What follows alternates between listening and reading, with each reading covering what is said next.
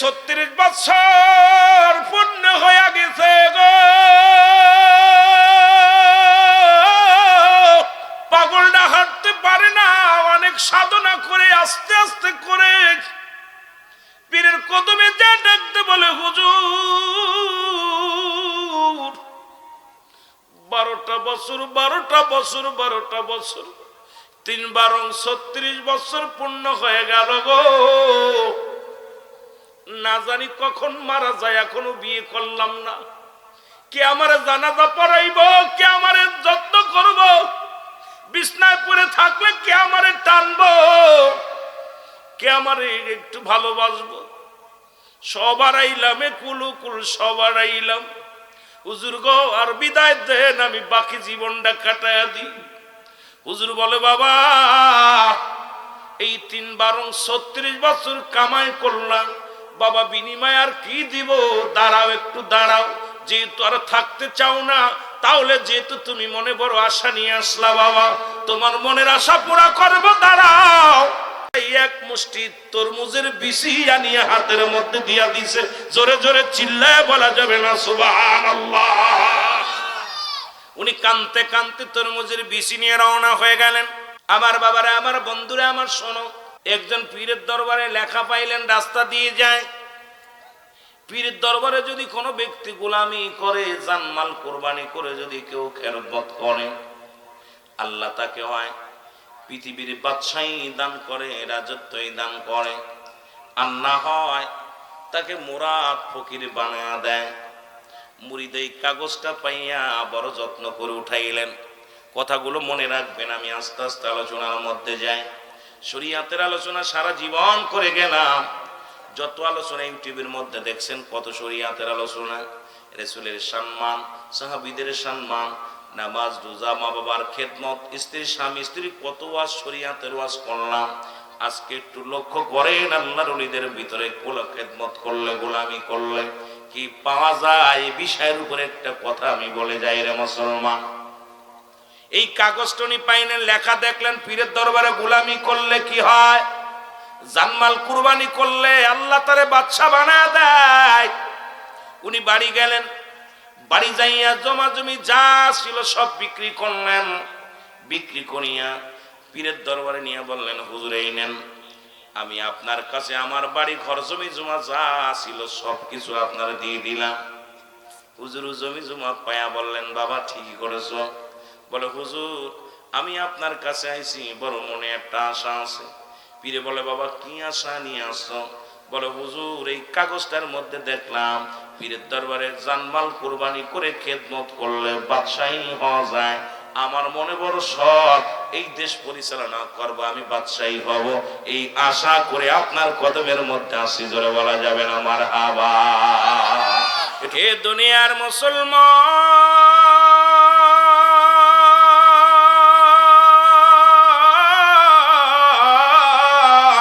পীরে বললেন, বাবা যদি তুমি ধনী হতে চাও, নিয়ত করেছো এই দরবারে 12 বছর গোলামি করা লাগবে। জোরে বলা যাবে না আল্লাহু আকবার। কয় বছর? 12 বছর তোমার খেদমত করা লাগবে। ও নবীরা শেখেরা রে, আমার নবীজি কত কষ্ট করছে। নবী বকরি চড়াইছে, নবী মাটি টানছে, নবী না রাখাল ছিল, কত কষ্ট করেছে, সাধনা করেছে। সেই নবীর উম্মত হইয়া আমরা কেন পারি না? আমাদের ভিতরটা কেন এত অহংকার, এত হমিকা? কারণ নবীর উম্মত হইয়া তো অহংকার থাকার কথা না। নবীর প্রেমিক হইয়া তো কোনো মুসলমান বিবেকবান মানুষ অলস হওয়ার কোনো কারণ নাই।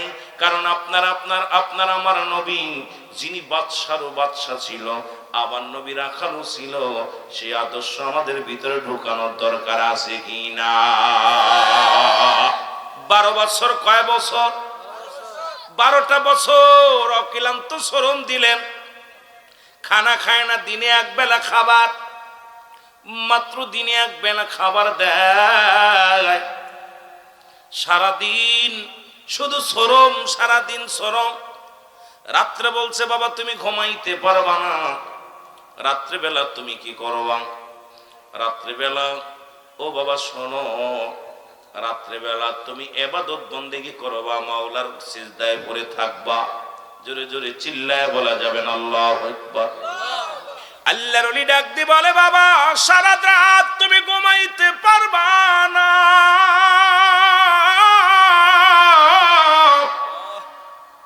সারা রাত জেগে তুমি মাওলার প্রেমের সাধনা করবা। 12টা বছর পার হয়ে গেল অনেক কষ্ট করে, দিনে এক বেলা খাবার খায়। 12টা বছর পার করে বলে, হুজরার মধ্যে যে দাঁড়াইলেন বাবা, আমার 12টা বছর পার হয়ে যাবে, সকালবেলাও বিদায় হয়ে যাব, বিয়ে করলাম না, সংসার করলাম না, জমি জমা যা ছিল বিক্রি করে আপনার কদমে দিছি, এখন তো বিপদে আছি হুজুর, আগামীকাল 12 বছর পূর্ণ হয়ে যাবে, আমি বাড়িতে যাব। হুজুর বললেন, বাবা তুমি যে খেদমত করেছো, যে সাধনা করেছো, ইয়া দ্বারা কিছু পাওয়া সম্ভব নয়, আরো 12 বছর গোলামি করা লাগবে। জোরে জোরে চিল্লায় বলা যাবে না সুবহানাল্লাহ। এখনো তোমার ভিতরে থেকে তাকাব্বারি দূর হয় নাই, অহংকার দূর হয় নাই, অহমিকা দূর হয় নাই, তুমি মাওলাকে এখনো সন্ধান করতে পারো নাই। আল্লাহর একটা বাড়ি আছে, সেই বাড়িটা তুমি চিনতে পারো না, খালি মসজিদে যায় আল্লাহ আল্লাহ করো, মনে করো আল্লাহ বুঝি মসজিদের ভিতরে আর কোথাও নাই। এই আল্লাহ পাক ঠিকানাটা আমি বলে দিব, আল্লাহর একটা ঠিকানা আছে কোথায়? মুমিনের কলবের মধ্যে। আমার দেশের এক বক্তা দেখি ওয়াজ করে, আর কয় কি কয়, কথা হই না, বড় কষ্ট পাইলাম যে আমি যদি সংসারের চাপে পড়ে হারাম হালাল কত খায়, আমি যদি দজকে যাই তুমি থাকবা কোন জায়গায়? নাউজুবিল্লাহ বলেন না, আরো জোরে। আমি কই বক্তা তোরে আগে পিটানোর দরকার, জুতো মারার দরকার, কারণ আল্লাহ রাব্বুল আলামিন কোন বান্দার ভিতরে কার ভিতরে থাকে এইটা আগে চিনতে হবে। আল্লাহ কোন মুসলমানের ভিতরে নয়, আল্লাহ কোন মানবের ভিতরে নাই, আল্লাহ থাকে মুমিনের কলবে। জোরে জোরে চিল্লায় বলেন ঠিক কি না?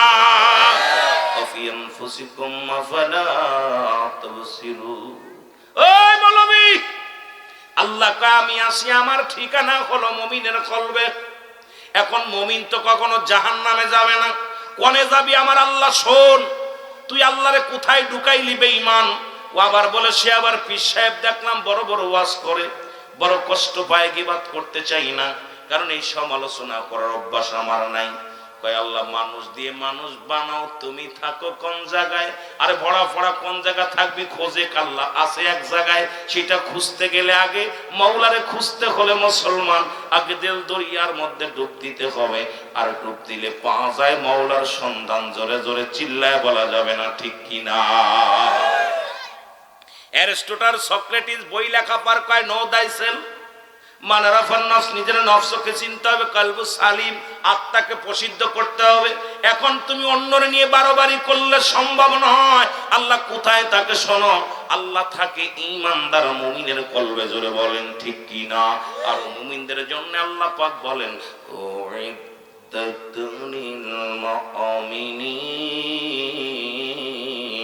আল্লাহ কয় মুমিনদের জন্য প্রস্তুতি করে রাখছি 8টা জান্নাত। দরুদি বন্ধু শুইনালাও,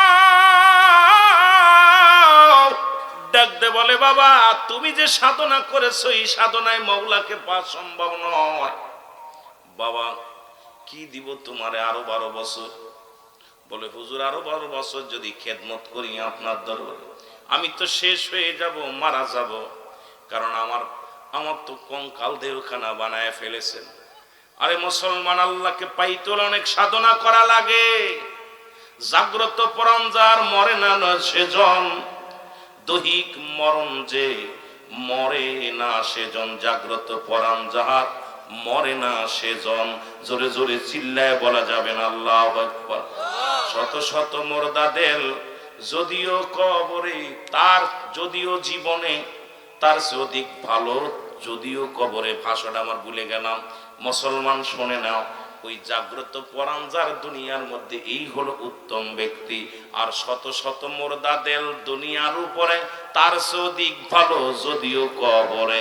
কারণ যদি একবার জিন্দা করে নিতে পারো দেলডারে, একবার যদি দেল দুনিয়া একবার মওলার সঙ্গে যদি তুমি জিন্দা করে নিতে পারো, এই দুনিয়া থেকে ঘুমানোর পরে পরেই তুমি থাকবা চিরস্থায়ী জান্নাতের মধ্যে। জোরে জোরে চিল্লায় বলা যাবে না ঠিক কিনা?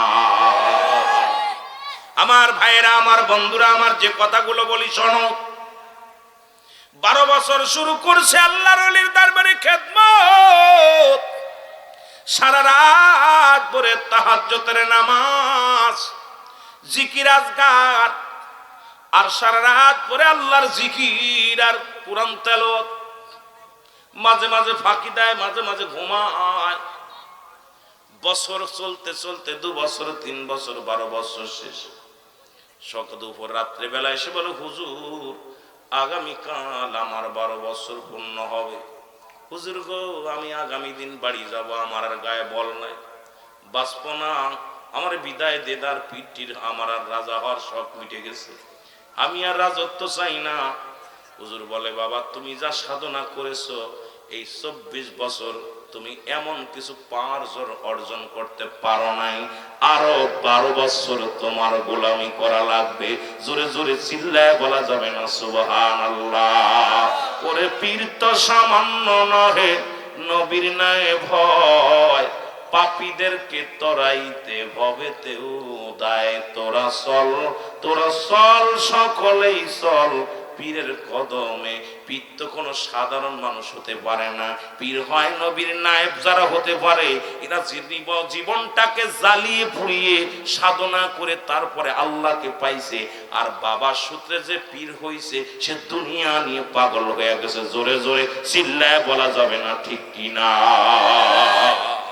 যেখানে বড় বড় স্টিমার ডুবে যায়, শাহজালাল সেখানে যায় না, মাঝে 360 জন আউলিয়া পার হয়।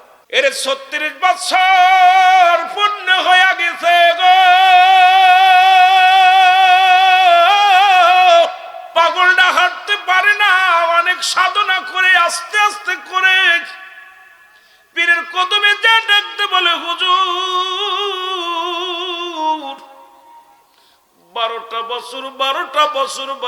বছর 3 12 36 বছর পূর্ণ হয়ে গেল গো, না জানি কখন মারা যায়, এখনো বিয়ে করলাম না। কে আমারে জানাজা পড়াইব, কে আমারে যত্ন করব, বিছনায় পড়ে থাকলে কে আমারে টানবো, কে আমারে একটু ভালোবাসবো। সবার আইলাম, কুলুকুল সবার আইলাম, হুজুর গো আর বিদায় দেন, আমি বাকি জীবনটা কাটায়া দিই। হুজুর বলে, বাবা এই 3 12 36 বছর কামাই করলাম, বাবা বিনিময় আর কি দিব? দাঁড়াও একটু দাঁড়াও, যেহেতু আর থাকতে চাও না, তাহলে যেহেতু তুমি মনে বড় আশা নিয়ে আসলা, বাবা তোমার মনের আশা পুরা করবো, দাঁড়াও। এই এক মুষ্টি তরমুজের বিচি আনিয়ে হাতের মধ্যে দিয়া দিছে। জোরে জোরে চিল্লায় বলা যাবে না সুবহানাল্লাহ? উনি কানতে কানতে তরমুজের বিচি নিয়ে রওনা হয়ে গেলেন। আমার বাবারা, আমার বন্ধুরা, আমার শোনো, হাঁটতে হাঁটতে নদীর কুল ধরে হাঁটতে হাঁটতে একদিন 24টা ঘন্টা, 1টা 2টার সময় না, 1 ঘন্টা 2 ঘন্টা নয়। কামেল পীরের দরবারে গেলে আর একটারে লোহারে যেমন ওই পরশ পাথর যেমন লোহাটা ঘষণা লাগলে লোহাও সোনা হয়ে যায়, কামেল পীরের সন্নিহিত পাইলে ওই কামেল বাজান একজন মুসলমান শুনে নাও, ওই নাপাক দেলটাও মুর্দা দেল জিন্দা বানায় দেয়। ওই পরশ পাথর হলো কামেলে মুকাম্মেল আল্লাহর ওলি। গঞ্জরে বলেন ঠিক কি না? আমার বাবারা, আমার এখন আমরা বাবারা গভীর মনোযোগ। এই কামেলের সন্নিহিত যদি পাইতে হয় তাহলে খোঁজ করে নিতে হবে।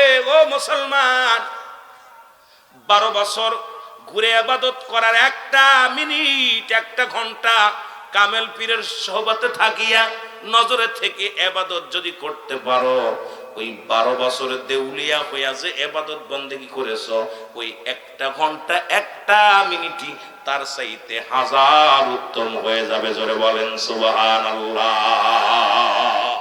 আমার বাবারা, আমার শরীয়তের আলেমদের মাথা গরম হয়ে যাবে। কয় কি? তুমি 40 চিল্লা 22 চিল্লা দিছো, মুসলমান শোনো, কামেল মুকাম্মেলের দরবারে শুনে নাও যে কথাগুলো বললে তোমাদের কাজে লাগবে। কারণ 12 বছর তুমি দেউলিয়া হয়ে তুমি ঘুরে ঘুরে ইবাদত বন্দেগী করেছো, আর একটা পলক একটা ঘন্টা যদি কামেল ও মুকাম্মেলের কদমের মধ্যে নিসার হইয়া মাওলার ইবাদত বন্দেগী করতে পারো, ওই 12 বছরের চাইতেও তোমার ওই একটা ঘন্টার ইবাদত আল্লাহর কাছে অনেক প্রিয় হয়ে যাবে। জোরে জোরে চিল্লায় বলা যাবে না সুবহানাল্লাহ? আমার ভাইয়েরা, আমার বন্ধুরা, আমার গভীর মনোযোগ। উনি যাইতে যাইতে নদীর কোলা দিয়ে যাইতে যাইতে ফজরের আযান হলো। উনি কি করলেন? ওযু করলেন, নামাজ শেষ করিয়া উনি তরমুজের বিচিগুলো লাগায়া দিলেন, নদীর কিনারায় লাগায়া দিলেন। লাগায়া দিয়া উনি কি করলেন? চলে গেলেন গোসল করতে নদীতে।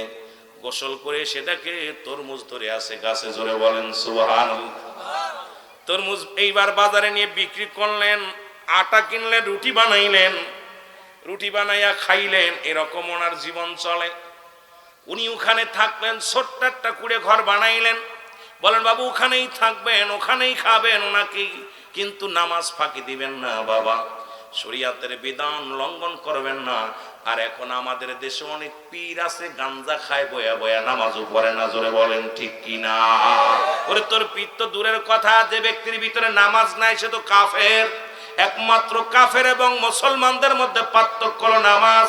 আমার দেশে অসংখ্য অসংখ্য মুরিদ আছে, অসংখ্য পীরও আছে, পীরেরও নামাজ লাগে না, মুরিদেরও নামাজ লাগে না। ইয়া দ্বারা সমালোচনার পাত্র হয়ে যায়, সুন্নি জামাত কলুষিত হয়। আমি আপনাদেরকে বলে যাই, ওই বেনামাজি কোন পীর, বেনামাজি কোন মুরিদ সুন্নি জামাতের কোন সদস্য না, জোরে বলেন ঠিক কিনা? আমরা সুন্নি জামাত যারা, আমরা এক খোদাকে বিশ্বাস করি, ওলি আল্লাহদেরকে মানি। তবে বেনামাজি ওই বাটপার গুন্ডা গাঁজাখোর মদখোরদের সঙ্গে সুন্নি জামাতের কোনো সম্পর্ক নাই, জোরে বলেন ঠিক কিনা?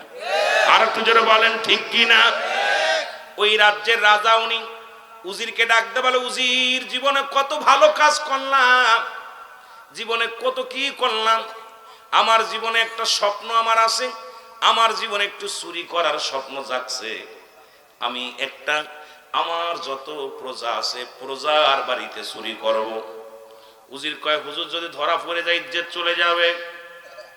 প্রধানমন্ত্রী বলতেছে আমি চুরি করব, জীবনে সব কিছুই করলাম, জীবনে স্বপ্ন জাগছে আমি চুরি করব, আমার এই সুযোগটা দাও, মনের আশাটা পুরো করো।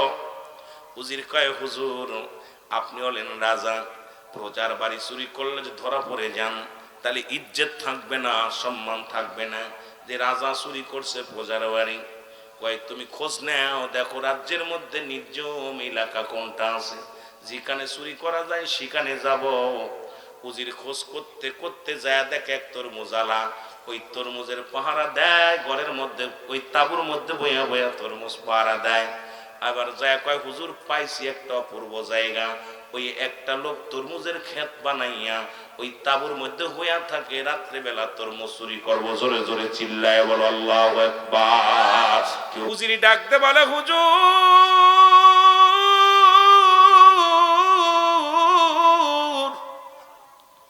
আপনি রাত্রির গভীরে চুরি করবেন, এক তরমুজ আলা, এক তরমুজের ক্ষেতের মালিক, উনি ঘরের মধ্যে বইয়া বইয়া মৌলারে ডাকে। এমন প্রেমিক কয়জন আছে গো, আরে কেমন পাগল আল্লাহর প্রেমিক, শুই না নাও। এইবার হুজুর, এইবার বাদশা বলে, তাড়াতাড়ি চল, আজকে চুরি করতে যাব।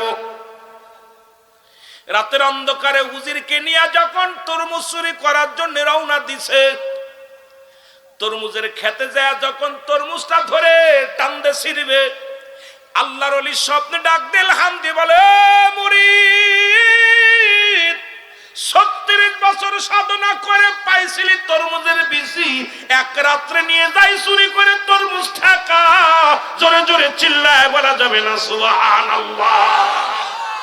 প্রধানমন্ত্রী মারা গেলেন, উজির ডাক দে কয়, ও তরমুজের মালিক শোন, তুই কাকে মারছিস জানস? কয়, কে মরিছে আমার দেখার সময় নাই। 36 বছর গোলামি করে গায়ের গোস্তগুলো শুকাইয়া কত সাধনা করে পাইছি তরমুজের বিচি, আর তোমার ওই কেম নিয়ে গেল রাত্রে আয়া চুরি করে নিয়ে যাবে, আমি মানবো কেমন করে? দিছি গায়ে মেরে গেছে, মরে নিয়ে যাও মরাডারে কাঁধে করে। জোরে জোরে চিল্লায়া বলা যাবে না আল্লাহু আকবার। উজির কয় মরিছি, বড় বিপদের মধ্যে পড়েছি।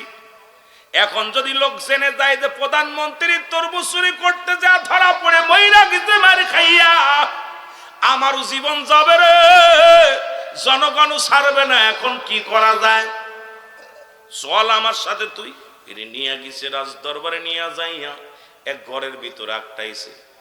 আটটায় কয় আজকে যদি মানুষ জানে হুজুর আমার প্রধানমন্ত্রী মারা গেছে, তাহলে সব যাবে, আমার অবস্থা খারাপ। ভালো মন্দ খাওয়াইয়া রানীকে ডাক দে, বলে রানী গত রাত্রে রাজা মশায় বলছে সে 3 মাসের সাধনায় বসেছে, 3 মাসের মধ্যে কারোর লগে কথা বলবে না, 3 মাসের মধ্যে উনি এই ঘরের দরজা খুলবে না, একমাত্র আমি উজিরের সঙ্গে সাক্ষাৎ করবে। আর এই 3 মাসে রাজ্য পরিচালনা আপনি নিজে করবেন। এই 3 মাস আমাকে বলেছে, এই 3 মাসের মধ্যে যদি তার সঙ্গে কেউ দেখা করে উনি মারা যাবে। আর এই জন্য আমার শুধু আমি আর হুজুরের শুধু প্রধানমন্ত্রীর সাক্ষাৎ হবে, আর কারণ নয়। রানী বলতেছে উজির আমার স্বামীর খবরটা তাড়াতাড়ি বল। যেহেতু 3 মাস স্বামীর সঙ্গে আপনার স্বামীর সঙ্গে সাক্ষাৎ নাই, দেখা সাক্ষাৎ নাই, বিয়ে যায় আপনাদের দুজনের সারাসারি হয়ে গেছে, আবার বিয়ে করা লাগবে। কয় তাড়াতাড়ি উজির তাড়াতাড়ি মৌলানারে ডাক দে, বিয়ে পড়া।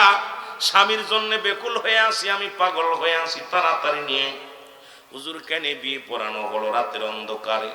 এবার বাসর হবে, বাসর রাত্রে যায় দেখেন ভিতরে যখন ওই উজির যখন ঢুকা দিছে, যায় দেখেন এক দাড়িওয়ালা টুপিওয়ালা মৌলবি বসে আছে বাসর ঘরের মধ্যে। ডাক দে কয় উজিরে তুই কার ঘরে দিলি আমারে? এ তো আমার স্বামী না। কয় মন রানী মা যা হইছে আপনি আর কথা বলেন না, যদি লোকজনে জেনে যায় রানী হইয়া বেগানা মহিলা পুরুষ বেপনা পুরুষের ঘরে ঢুকছে, আপনার ইজ্জত চলে যাবে। যা হয়েছে চেপে যা, বাকিটা আমি সামলাইতেছি। জোরে জোরে চিল্লায় বলা যাবে না আল্লাহু আকবার। সকলে রানী সবাই সিয়ারা বলতে, কিন্তু ওই ওনার সিয়ারা রাজা সিয়ারা যেরকম ছিল ঠিক ওই রকমই হয়ে গেছে, কিন্তু দাড়ি টাড়ি আছে। সবাই রে বুঝাইতেছে ভাইয়েরা শোনো, রাজা ঠিক আছে, কিন্তু রাজায় 3 মাসের সাধনায় যা দাড়ি হয়ে গেছে। সুবহানাল্লাহ কইতেন নি? একটু বুড়া বুড়া 3 মাস দেখো নাই তো, একটু পরিবর্তন হয়েছে, সিয়ারা ঠিক আছে। উনি সিয়ারে বইয়া যত মানে গ্রামের মধ্যে যে চুরি করে চোরকে ছেড়ে দেয়, যে ধরে তার একটাই, সব বিচার উল্টো পাল্টা। কেউ খুন করলে খুনিকে ধরে আনে তাকেও খুন করে, মানে এই সব মোটামুটি মানে অবস্থা খুব খারাপ। উজির কয় খাল কেটে কুমির আনলাম, বিপদে পড়ছি, যেটা খালি উল্টা ফেলি। উজির বাড়ি যায় কাঁদতেছে, কি করা যায়? কাঁদতে কাঁদতে এক নদীর কিনারে যে বসা পর চিন্তা, হঠাৎ করে দেখে নদী দিয়া ভাসতে ভাসতে, পানি দিয়া ভাসতে ভাসতে একটা ফুল আসছে, অনেক সুন্দর একটা ফুল। এই ফুলটা দেখে উজির চিন্তা করছে আমার হুজুরে দিলে হুজুর বড় খুশি হবে। যে পরের দিন হুজুর এই দিন কত সুন্দর একটা ফুল, বলছে উজির আগামী দিন যদি এইরকম 7টা ফুল না এনে দিতে পারো তোমার গর্দান চলে যাবে। আল্লাহু আকবার। উজির কয় বড় বিপদের মধ্যে পড়েছি, ফুল পাইলাম একটা, নদীতে পানি দেয়া ভাসতে ভাসতে যায়। এই ফুলের গাছও চিনি না, ফুলের নামও জানি না। এই ফুল কই থেকে আসলো? এ তো দুনিয়ার কোন ফুল নয়। এই ফুলের তো গাছের ঠিকানা আমার জানা নাই, কই পাবো ফুল? রাজাইয়া উজিরে যে বাড়ি যায় বিবিরে কয় বিবিরে সর্বনাশ, আগামীকাল যদি 7টা ফুল না এনে দিতে পারি গর্দান চলে যাবে। প্রধানমন্ত্রী উপদেশ দিয়েছে যদি 7টা ফুল না নিয়ে যায় আমাকে মেরে ফেলবে। বিবি কয় স্বামীরে টেনশন করো না, যাও আল্লাহর নাম নিয়ে ওই নদীর কিনারায় যাও, দেখো সন্ধান পাও কি ফুলের। উনি হাঁটা শুরু করলো, যা হাঁটতে হাঁটতে যাইয়া 1টা ফুল, 2টা ফুল, 3টা ফুল, 4টা ফুল, 5টা ফুল, 6 নাম্বার ফুল পেয়ে গেছে। 7 নাম্বার ফুলের আশায় বসে আছে। দেখে রে দূর থেকে একটা গাছ, ওই গাছের মধ্যে নদীর কিনারে একটা গাছ, ওই গাছের মধ্যে পাগল এমন ভাবে আল্লাহ জিকির করে রে, জিকির করতে করতে কলবটা ফেটে যায়, এক একটা ফুটা রক্ত পানির মধ্যে পড়ে, আর ওই রক্তখানা ফুল হয়ে যায়। জোরে জোরে চিল্লায় বলা যাবে না সুবহানাল্লাহ। উজির বলে হুজুর আর আমার ভুল হয় না, আমি আর ভুল করি নাই হুজুর, এই গাছের ঠিকানা আমি পেয়ে গেছি, সেই গাছটাই হলেন আপনি। আপনি সেই পাগলটা, যে পাগল ওই গাছের মধ্যে দেখে আইলাম এমন মাওলার প্রেমে কান্তারা, এমন ভাবে জিকির করে, জিকির করতে করতে কলিজাটা ফেটে যায়, একটা ফোঁটা রক্ত পানির মধ্যে পড়ে, আর ওই পানিটা ফুল হয়ে যায়, পানির মধ্যে রক্তটা ফুল হয়ে যায়। আমি কি আর ভুল করেছি? সেই গাছটা হলেন আপনি। ওরে মন্ত্রী ডাক দেখা, হুজুর রে আমি আর রাজত্ব চাই না রে, যেহেতু আমাকে তুই চিনে ফেলেছিস আর দরকার নাই। আরে আমি গোলামি করেছিলাম, নিয়ত করেছিলাম আমি বাদশা হব, আমার আল্লাহ বাদশা বানায়া দিছে। আরে দুনিয়ার মধ্যে আমি বাদশাই চাই না, আমি হতে চাই মুরাদ ফকির আল্লাহ। এই দুনিয়া চাই না, দুনিয়া চাই না রে উজির, আমি আমার মাওলারে চাই। জোরে জোরে চিল্লায় বলো মারহাবা।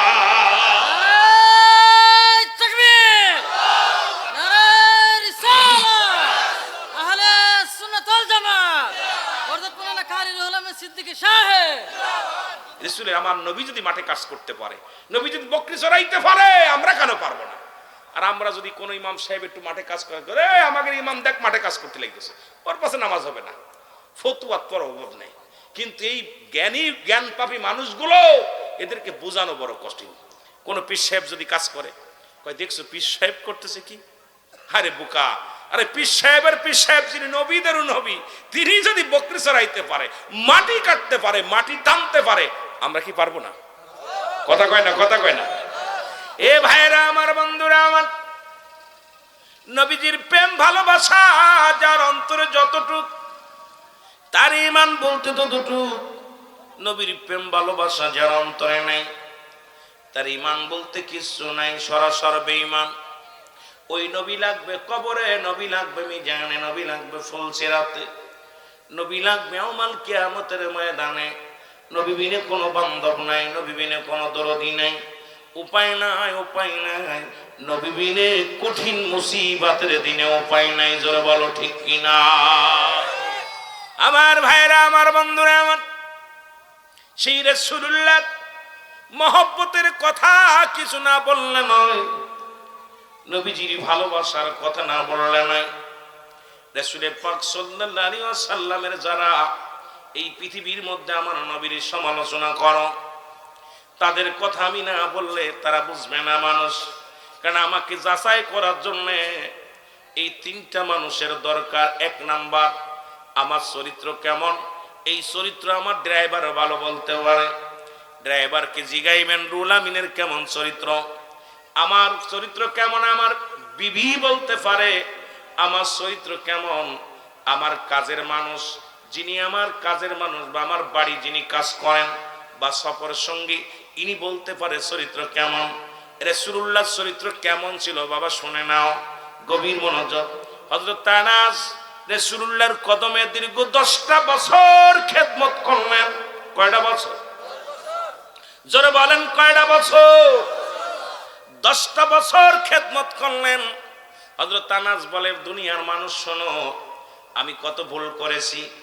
আমার রাসূল যখন আমার গরম পানি চাইতো, আমি ঠান্ডা পানি নিয়ে দিতাম। রাসূল যখন জুতা চাইতো, স্যান্ডেল নিয়ে দিতাম। রাসূল যখন বিছনা আমাকে পেরে দিতে বলতো, আমি উঠায় ফেলতাম। কত ভুল করেছি। আল্লাহর কসম করে বলি, আল্লাহর কসম করে বলি, আমার নবী কোনোদিন চোখ গরম করে কথা বলে নাই। আমার নবীজি কোনোদিন আমাকে উচ্চ আওয়াজ দিয়ে ধ্বনি ধমক দেন নাই। কারণ এমন নবীর খেদমত যারা করেছে রে মুসলমান শোনো, সেই নবীর বিরোধিতা করো, সেই নবীর সমালোচনা করো। হযরত আনাস বলে, এত ভুলের পরও আমার নবী কোনোদিন আমাকে কোনোদিন ধমক দিয়ে কথা বলে নাই।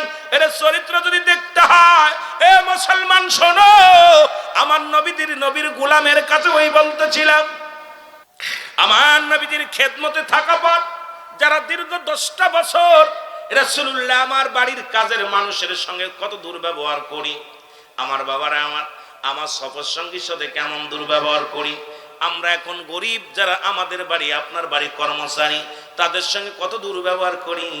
আমার নবীর ভিতরে কেমন আদর্শ ছিল, কোনোদিন তার চাকরের উপরে আঘাত করেন নাই, জোরে কথা বলেন নাই, ধমক দেন নাই। সেই নবীর চরিত্র আমাদের ভিতরে আসার দরকার আছে কি না? আপনার চরিত্র কেমন একমাত্র বলতে পারে আপনার বিবি। সুবহানাল্লাহ বলেন না, আরো জোরে। এর নবীর বিবিরা আমার নবীজির প্রশংসা করে।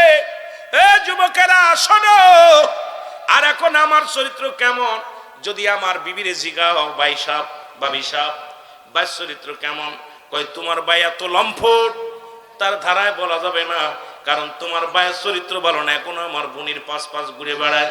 বাবারা আমার গভীর মনোযোগ। সুতরাং এই চরিত্র নিয়ে যদি রাসূলের সমালোচনা করি, আমার মতো গাধা, আমার মতো বোকা দুনিয়ার মধ্যে কেউ নাই, জোরে বলেন ঠিক কিনা? এ মুসলমান সফর সঙ্গী, নবীর সাহাবীদের সন্ধান, নবীর সাথে যারা ছিল তাদের চরিত্র কেমন ছিল তাদের জিজ্ঞানো পর বলে আমার নবী এমন ছিল, আমার নবীজির চরিত্র এমন ছিল গো মুসলমান। সুতরাং মুসলমান শোনো, আমার নবীজির এই চারটা জায়গা নাম্বার ওয়ান এই পৃথিবীর মধ্যে। নবীজির কাছে প্রিয় ছিল চারটা জিনিস। নাম্বার ওয়ান হলো, এক নাম্বার প্রিয় ছিল নবীজির কাছে নামাজ। আপনাদের কাছে নামাজ প্রিয় হওয়ার দরকার আছে কিনা? জোরে বলেন। রাসূলুল্লাহর কাছে এক নাম্বার প্রিয় ছিল কি? জোরে জোরে চিল্লায় বলেন কি? আরো জোরে বলেন কি? নামাজকে আমাদের আদায়ের দরকার আছে কিনা? এক নম্বরে নামাজ। আমার রাসূলুল্লাহর কাছে এক নাম্বার ছিল নামাজ। দুই নাম্বার ছিল রাসূলের কাছে তার প্রিয় তার উম্মতগণ। পৃথিবীর মধ্যে দ্বিতীয় ছিল প্রিয় নবীর কাছে, দ্বিতীয় ছিল উম্মতগণ। ও মুসলমান শোনো, এই জন্য আপনি নিজের ভাইয়ের চাইতে অন্য বাইরে 70 গুণ মহব্বত করবেন।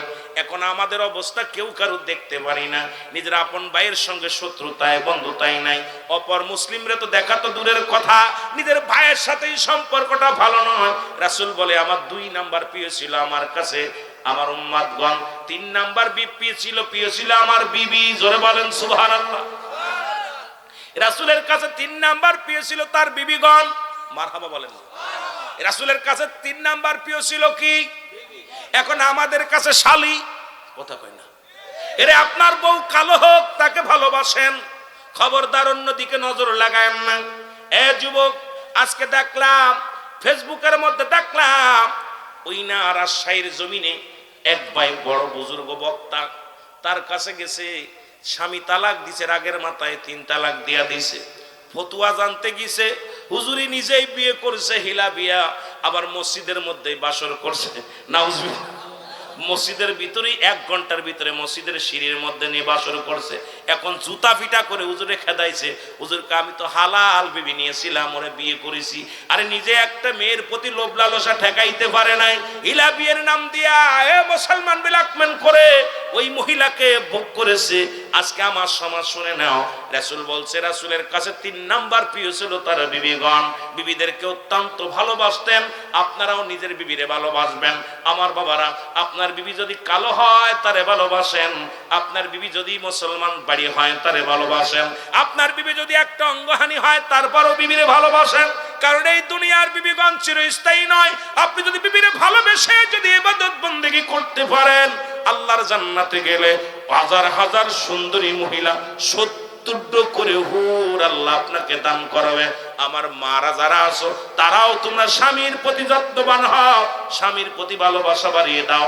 আর আমার বাজানেরা আছেন, আপনাদের দুটো পায়ে ধরে বলে যায় নিজের বিবির প্রতি ভালোবাসা অর্জন করবেন, বিবিরে ভালোবাসবেন, জোরে বলা যাবে না সুবহানাল্লাহ। 4 নাম্বার রাসূলের কাছে প্রিয় ছিল সুগন্ধি জিনিস, ফুল। নবীর কাছে 4 নাম্বার প্রিয় ছিল সুগন্ধি জিনিস, আমাদের কাছে বিড়ি আর গাঞ্জা। কথা কয় না।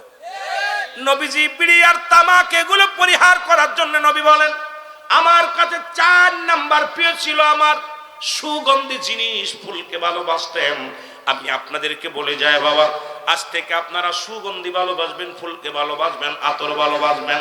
আজ থেকে মদ বলবেন না, গাঁজা বলবেন না, বিড়ি বলবেন না, যত মাদক সেবন আছে আজ থেকে না বলে দেবেন। কারণ রাসূলের গুণে গুণান্বিত যদি হতে হয়, রাসূলের কাছে যেগুলো প্রিয় ছিল সেগুলো আমাদের প্রিয় হওয়ার দরকার আছে কিনা? জোরে বলেন আছে কিনা? এখন যদি আপনি এগুলো প্রিয় না বানাইতে পারেন, আমি বলে যাই আপনাদেরকে, আল্লাহর নবীর দিদার পাওয়া সম্ভব হবে না। জোরে বলেন ঠিক কিনা? নবী নামাজের প্রতি খুব গুরুত্ব ছিল। রাসূলুল্লাহ যখন আজান পড়ে যেত, হুজুর সাল্লাল্লাহু আলাইহি ওয়াসাল্লাম অসুস্থ থেকেও নামাজ জামাতে হাজির হয়ে যেত। সুবহানাল্লাহ বলেন। একটু নামাজের প্রতি যত্ন ছিলেন। আর আমরা তার উম্মাত, তার নবী তো যিনি পার করনেওয়ালা, তিনি যদি নামাজকে এত ভালোবাসতে পারে, আমাদের কি নামাজকে ভালোবাসার দরকার আছে কিনা? তাহলে এক নাম্বার নবীর কাছে প্রিয় ছিল কি? নামাজ। আজ থেকে নামাজ পড়বেন কে কে একটু হাত তুলে দিন। আল্লাহ তুমি কবুল করেন, জোরে বলেন আমিন। আল্লাহ গো আমাদের কবুল করে নাও, জোরে বলেন আমিন। দুই নাম্বার প্রিয় রাসূলের কাছে ছিল তার উম্মাতগণ। আজ থেকে কোনো মুসলমান হয়ে মুসলমানকে কষ্ট দিব না। এক মুসলমান আর এক মুসলমানকে বুকের ভিতর নিয়ে ভালোবাসবো। নিজের ভাইয়ের সাথে শত্রুতাই করব না। তাকে আপন নিজের আয়না, অন্য মুসলমানকে যখন আয়নার দিক তাকাইলে আপনার চেহারা দেখবেন, অপর মুসলমানকে আপনি দেখলে আপনারই মনে করবেন যে ওটা আমি। সুতরাং আরেকজনের ব্যথায় আপনার ব্যথিত হতে হবে। এক মুসলমান আর এক মুসলমান কষ্ট পেয়েছে, আপনার ব্যথিত হতে হবে। একজন কষ্ট পেলে আপনি আনন্দ করতে পারবেন না, আপনি তার ব্যথায় ব্যথিত হতে হবে। আমরা ছোটবেলা একটা বইতে পড়েছিলাম যে নিজের পরের সুখে কি যেন, নিজের পরের সুখে হাসবো আমি, হাসবো কাঁদবো সবার দুঃখে, নিজের খাবার বিলিয়ে দিব অনাহারের মুখে। ঠিক না? ছেলেরা পড়ছো না?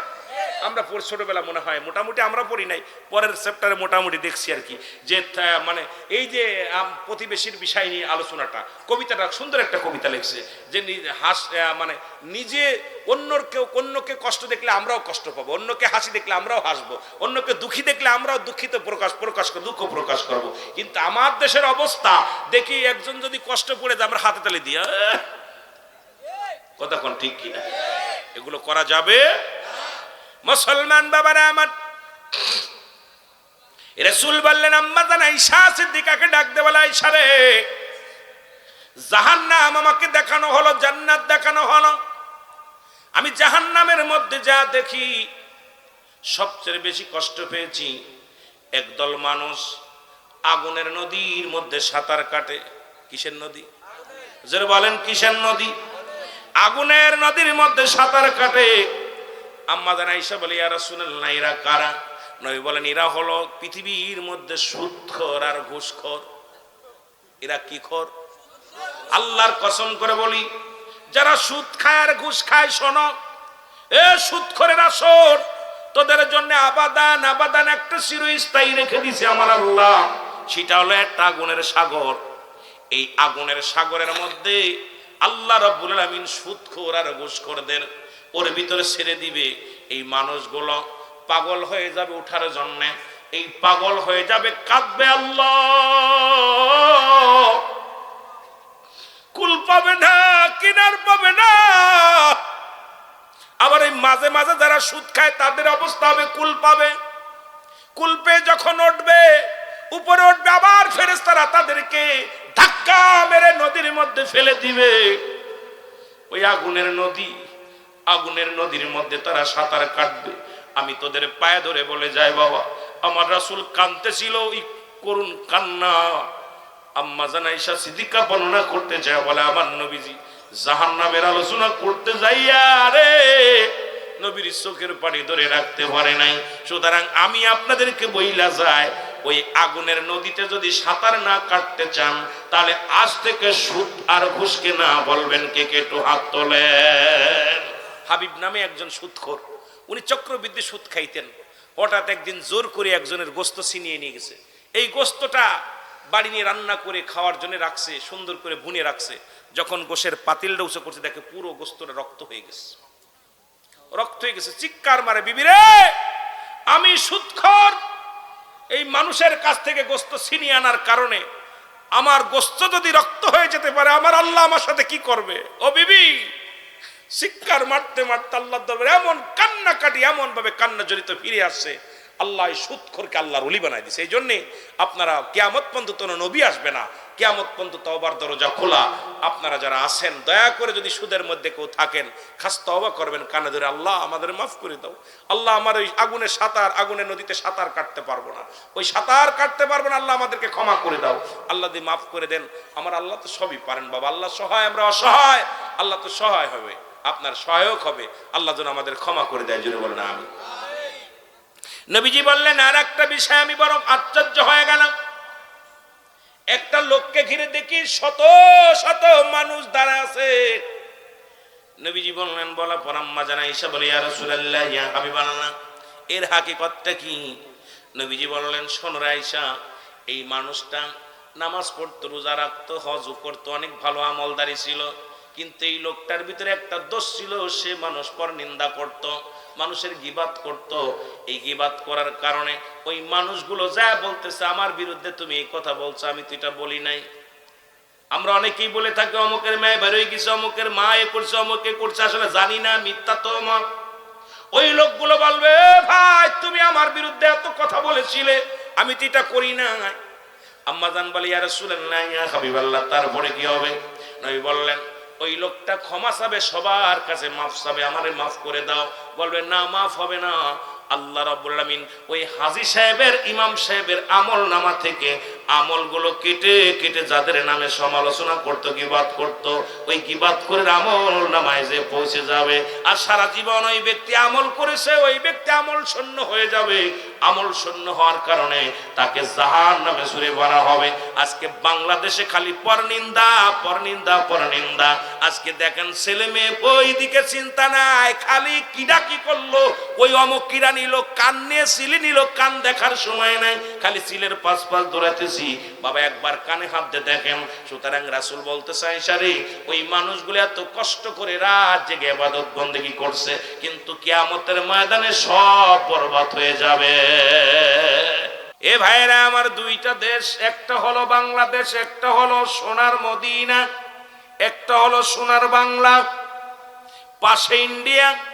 ভালো করে মনোযোগ দিয়া শুনবেন। একটা দেশে অসংখ্য নবী সোনার মদিনায় আগমন করেছেন, অসংখ্য নবী রাসূল আগমন করেছে। আর সর্বশ্রেষ্ঠ নবী, যিনি নবীদের নবী, রাহমাতুল লিল আলামিনের আগমনে ওই মক্কা নগর, ওই বাক্কা নগর, সোনার মদিনা সুন্দরে ভরপুর হয়ে গেছে। জোরে জোরে চিল্লায় বলা যাবে না সুবহানাল্লাহ। পৃথিবীর বুকে দুইটা দেশ, সোনার দেশ, একটা হলো সোনার মদিনা, একটা হলো সোনার বাংলা, ঠিক কিনা?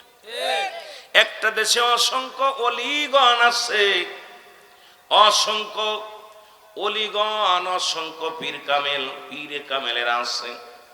আল্লাহ এই দেশের, আমার দেশের যারা বলে গরিব, আমার দেশের মানুষ যারা বলে আমরা গরিব রাষ্ট্র, আমি বলি না রে বাবা, না।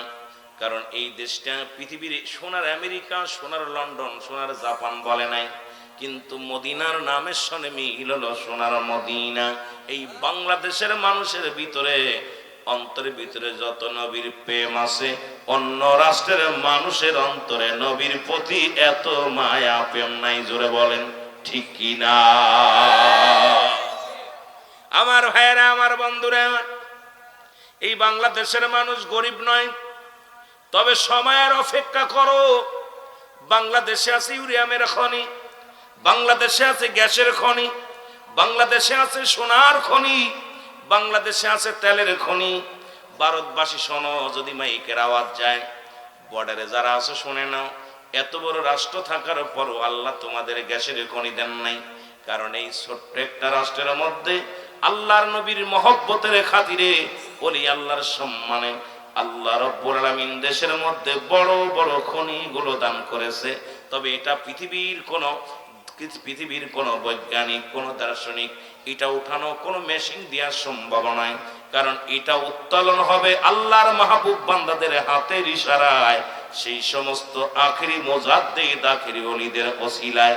আল্লাহ রাব্বুল আলামিন ইমাম মেহেদী আলাইহিস সালাম যখন আগমন করবে, তার আগ মুহূর্তে এই বাংলার জমিনের সমস্ত খনিগুলো আমার আল্লাহ বান্দার উপরে দান করবে। জোরে জোরে চিল্লায় বলা যাবে না সুবহানাল্লাহ? কারণ আমাদের দেশে অসংখ্য ওলি আল্লাহ, যাদের আগমনে আল্লাহ রাব্বুল আলামিন এত ইজ্জত, এত সম্মান। আমি শুরুতেই বলছি দুইটা দেশ, একটা সোনার মদিনা, একটা সোনার বাংলা। সোনার মদিনায় যায় যেমন মানুষ তৃপ্তি পায়, শান্তি পায়, আমরা বাংলাদেশের মানুষ 6 ঋতুর দেশ, পৃথিবীতে 6 ঋতুর দেশ কোনো দেশে নাই, একমাত্র ছোট্ট একটা রাষ্ট্র বাংলার জমিনে 6টা ঋতু বাস করি। এত সুন্দর আবহাওয়া, এত সুন্দর শান্তি বাংলাদেশ নয়, অল পৃথিবীর মধ্যে আর কোথাও নাই। জোরে বলা যাবে না সুবহানাল্লাহ। এই বলি আল্লাহর বাংলাদেশ শাহজালালের, ঈশা পরাণের বাংলাদেশ তিতুমিরের খাজা খান জানালির বাংলাদেশ, বাংলাদেশ বাংলাদেশ বলো কবুল করুন আল্লাহ, ওগো কবুল করুন আল্লাহ, ওগো তাদের পথে তাদের মতে কবুল করুন আল্লাহ, ওগো কবুল করুন আল্লাহ। খাজা এনায়েতপুরীর বাংলাদেশ, ফরিদপুরীর বাংলাদেশ। জোরে বলেন সুবহানাল্লাহ। এ মুসলমান শোনোদের মুখে একটা অন্তরে একটা আল্লাহ বলো মিনান নাস। মানুষের মধ্যে মায়াকুলু, তারা বলবে আমার না, তার ঈমান আনছে বিল্লাহি আল্লাহর প্রতি, অবিল ইয়াউমিল আখিরাতের প্রতি বিশ্বাস স্থাপন করছে। ওমা হুম বিমুমিনিন। আল্লাহ বলে একদল বেঈমান মুনাফিক আছে যারা আমার রাসূলের কাছে সে ধোঁকা মারতে গেছে, বলে আমরা ঈমানদার, আমরা মুমিন, আমরা মুত্তাকিন। ওই বাটপার গুলো বাংলার জমিনে এখন ভরপুর। জোরে জোরে বলেন ঠিক কিনা? এরা ওলি আল্লাহদের মাধ্যমে ইসলাম চিনছে। এ আলেম ওলামা, শাহজালাল আগে আইছে, মাদ্রাসা আগে আসে নাই। যে মাদ্রাসায় পড়ালেখা করে তোমরা ডিগ্রি অর্জন করে মাজার গুলো ভেঙ্গে দাও, ওলি আল্লাহদের বিরোধিতা করে কথা বলো, তোমাদের আগে আছে শাহজালাল, তোমাদের আগে আছে শাহপরাণ, তোমাদের আগে আছে তোমাদের আগে আছে শাহজালাল, শাহ মখদুম। কারণ তোমরা মাদ্রাসা হলো সময় 3 দিন, আর আল্লাহর ওলিদের বয়স কতদিন একবার হিসাব করো। যাদের মাধ্যমে মাদ্রাসা লাইন পাইলা, যাদের মাধ্যমে মসজিদ পাইলা, তাদের বিরোধিতা করে কথা বলো, এটা বড় কষ্ট লাগে কলিজার মধ্যে। জোরে বলেন ঠিক কিনা? সুতরাং এই দেশের মানুষগুলো অলি প্রেমিক, রাসূল প্রেমিক, ঠিক কিনা? আরো জোরে বলেন ঠিক কিনা? আমি এখনো বলি সময় আছে, আল্লাহর গজবের মধ্যে পড়ো না, আল্লাহর গজবের মধ্যে পড়ো না। যেমন পড়েছিল লূত আলাইহিস সালাম, আল্লাহ তারে গজবের মধ্যে ফেলে দিয়েছিল। ও মুসলমান শোনো, যেমন ইউনূস আলাইহিস সালাম, যেমন পড়েছিল পৃথিবীর মধ্যে শীষ আলাইহিস সালাম, যেমন পড়েছিল ইব্রাহিম আলাইহিস সালাম, যেমন আল্লাহ অনেক পরীক্ষা নিয়েছিল অনেক নবীদেরকে। আমি আপনাদেরকে অনুরোধ করি, বাংলাদেশের মানুষ আল্লাহর ওলিদেরকে কষ্ট দিলে, বুখারী শরীফের হাদিসে পাইলাম, মুসলমান শোনো, যদি কোনো ব্যক্তি আল্লাহর ওলিদেরকে কষ্ট দেন, আমার আল্লাহ ডাইরেক্ট তার বিরুদ্ধে জিহাদ ঘোষণা করে। জোরে বলা যাবে না সুবহান? আর একটু জোরে বলো আল্লাহু আকবার। এখন ওলিদের মাজার গুলো ভাঙো। আল্লাহ রাসূল বলে মেরকাত শরীফ, মেরকাতের 10ম খণ্ড 722 নম্বর পৃষ্ঠা, তাফসীরুল বায়ান 5ম খণ্ড 524 নম্বর পৃষ্ঠা, রাসূল বলে আলা সাবধানিন, না নিশ্চয়, আলা ইন্না উলিয়াল্লাহি, আল্লাহর তরফ থেকে যারা ওলি হয়, লা ইয়ামুত, তাদের মৃত্যু নাই। এখন আল্লাহর ওলি কোনো মানুষে বানায় না। আজকে আমার দেশের যারা আল্লাহর ওলি মানুষে বানাইছে, এই বানানো পীর সাহেবরা এখন মাজার ভাঙার ফতোয়া লাগাইছে। জোরে বলেন ঠিক কিনা? এই বানানো পীর সাহেবরা এখন শরীয়ত মানতে মানতে, আমার বাবা 3 ছেলে 3 জনই পীর, 5 ছেলে 5 জনই পীর। এখন পীরের ছেলে পীর, চোরের ছেলে চোর, ডাকাতির ছেলে ডাকাত, মাওলানা ছেলে মাওলানা, এমন কোন রেওয়াজ আসেনি? এই কথা বলেন না কেন? এখন আমার দেশে কিন্তু একটা রেওয়াজ এসে গেছে, বাপে 4 সন্তান জন্ম দিয়ে গেছে, 4টেই কয় ছোট শাহজাদা, মেজে শাহজাদা, বড় শাহজাদা, 4 জনই পীরত্ব নিয়া দুনিয়ার মধ্যে ভাগাভাগি শুরু করে দিয়েছে। বাবারা আমার গভীর মনোযোগ শুনে নেন। আরে আল্লাহ রাব্বুল আলামিন পীর বানায়, আল্লাহ কয় সাবধান সাবধান, হুঁশিয়ার করে দেয় আমার আল্লাহ।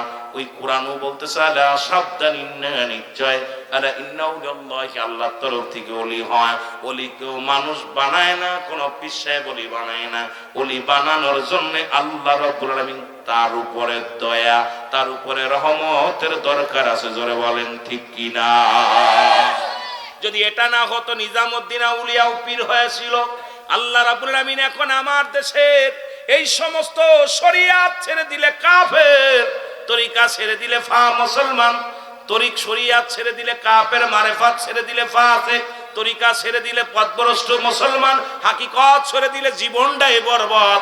আজকে শরিয়াত, তরিকত, হাকিকত, মারেফাত, আগুন, পানি, মাটি, বাতাস, ইসলাম, ঈমান, ইহসান, কালেমা, নামাজ, রোজা, হজ, যাকাত। মুসলমান শোনো, এখন কোন অবস্থা, এখন যে অবস্থা চলতেছে আমি আপনাদেরকে বলতে চাই, যদি আল্লাহর ওলিদের না মানেন, ইসলামটাকে আপনি অস্বীকার করবেন। আমার জ্ঞান, আমার ধ্যান যেটা বলে আগে আল্লাহর ওলিদের মানার দরকার আছে কি না? তবে আল্লাহর ওলিরা কোনো মাকসুদ নাই, মাকসুদ হলো স্বয়ং আল্লাহ। একটা ভুল করি কিন্তু আমরা অনেকেই ভুল করি। শাহজালালি মাকসুদ নয়, শাহপরান, আত্মশির হুজুর, চরমনার হুজুর, সারসিনার হুজুর, ফুরফুরা শরীফ হুজুর, দেয়ানবাগের তাবলিগ হুজুর, এ মুসলমান আমলিকের হুজুর, বিএনপির হুজুর যারা আছেন শোনেন, হুজুর কোনো মাকসুদ নাই, মাকসুদ হলো স্বয়ং আল্লাহ। উনি হলো মাধ্যম ঠিকানা, আল্লাহ পার একমাত্র ঠিকানা। এই ঠিকানায় গেলে পাওয়া যাবে কারে? এই ঠিকানা বরাবর পাওয়া যাবে রাসূলকে। আর রাসূলের প্রেম দুনিয়ায় যারা ডুব দিতে পারবে এরাই পাবে একমাত্র মাওলাকে। জোরে বলেন ঠিক কিনা?